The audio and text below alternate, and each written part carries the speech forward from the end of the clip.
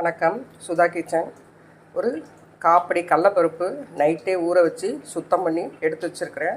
இதை குக்கரில் போட்டு ஓரளவுக்கு முழுகிற அளவுக்கு தண்ணி விட்டு நல்லா வேக வச்சு எடுத்துப்போம். குக்கரில் போட்டேன், முழுகிற அளவுக்கு இருக்குது தண்ணி, போதும். அப்படியே வேக வச்சு நல்லா எடுத்துப்போம். ஒரு பாத்திரத்தை எடுத்து அதில் நமக்கு தேவையான அளவு மைதாவை எடுத்துப்போம். மைதாவோட ஒரு 2 ஸ்பூன் அளவுக்கு பச்சரிசி மாவு கலந்துப்போம். ரெண்டுலேயும் கொஞ்சம் ஆப்ப சோடா கலந்துக்குங்க. இதில் உப்பு சேர்க்கணும் டேஸ்ட்டுக்கு. கொஞ்சம் நான் உப்பு சேர்க்கலை, இன்றைக்கி சஷ்டி 4. இதில் இப்போ தண்ணி விட்டு கரைச்சிப்போம். இந்த அளவுக்கு கெட்டியாக இருக்கணும்.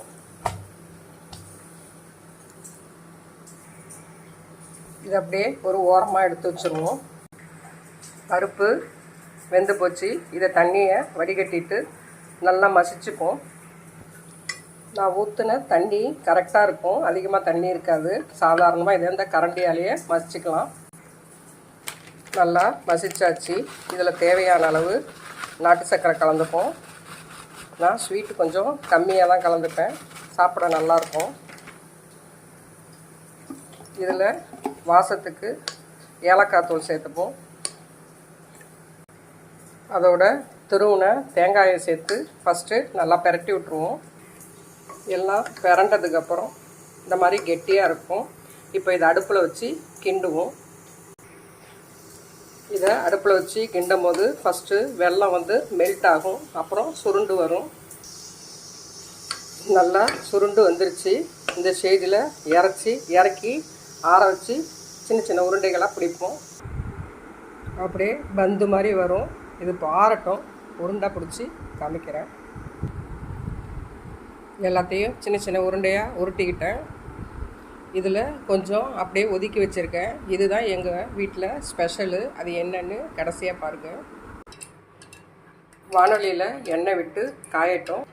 நம்ம உருட்டி வச்சுருந்த அந்த உருண்டைகளை கரைச்சி வச்சுருக்கிற மைதா மாவில் போட்டுருவோம்.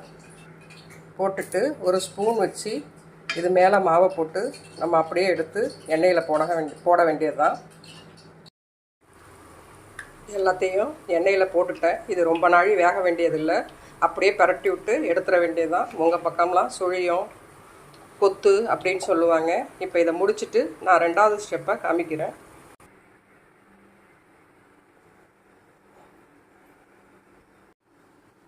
கரைச்ச மைதா மாவு மிச்சம் இருக்கும். நான் எப்போதும் கொஞ்சம் இது மாதிரி செய்யும் போது கொஞ்சம் கூடுதலாக தான் செய்வேன். எடுத்து வச்சோம் இல்லையா, அந்த பூரணத்தை இதில் போட்டு பிசைஞ்சிப்பேன்.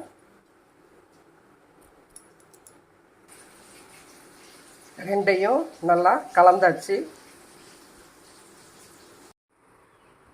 இப்போது இந்த எண்ணெயில் நம்ம இந்த கரைச்ச மாவை கொஞ்சம் கொஞ்சமாக எடுத்து கையாலேயே இதை இப்படி போடணும்.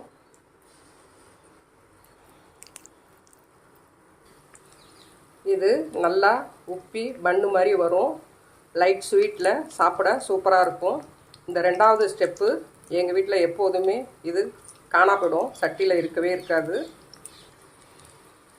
நல்லாவே வேக விட்டு எடுக்கலாம், ஆனால் சாப்பிடும் போது சாஃப்டாகிடும். எங்கள் வீட்டில் இந்த பலகாரத்துக்கு தான் டிமாண்ட் ஜாஸ்தி. நீங்களும் இதே மாதிரி செஞ்சு பாருங்கள். அவ்வளோதான். இன்றைக்கி சஷ்டி 4க்கு சுவாமிக்கு தேங்காய் சாதமும் இந்த ஸ்வீட்டும் செஞ்சு வச்சு நெய்வேத்தியம் பண்ண போகிறேன். நீங்களும் உங்கள் பிள்ளைங்களுக்கு இதே மாதிரி செஞ்சு கொடுத்து டேஸ்ட் எப்படி இருக்குதுன்னு சாப்பிட்டு பார்த்துட்டு சொல்லுங்கள். இது நான் சும்மா ஒன்று எடுத்துப்பேன்.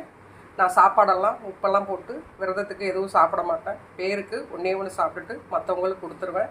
லைக் பண்ணுங்கள், ஷேர் பண்ணுங்கள், ஆல் பட்டனை இதே மாதிரி செஞ்சு பார்த்துட்டு டேஸ்ட் எப்படின்னு சொல்லுங்கள். நன்றி, வணக்கம்.